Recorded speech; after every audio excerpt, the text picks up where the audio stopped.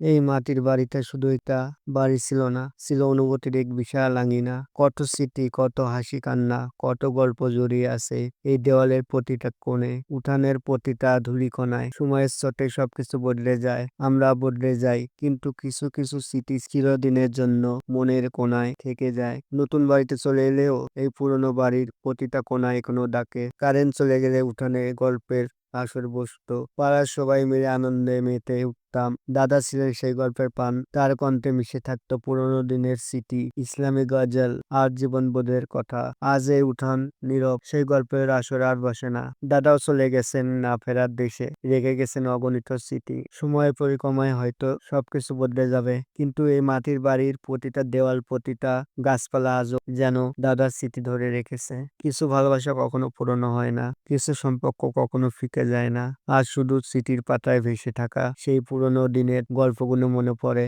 আর বুকের ভেতর এক অদ্ভুত শূন্যতা জেগে ওঠে।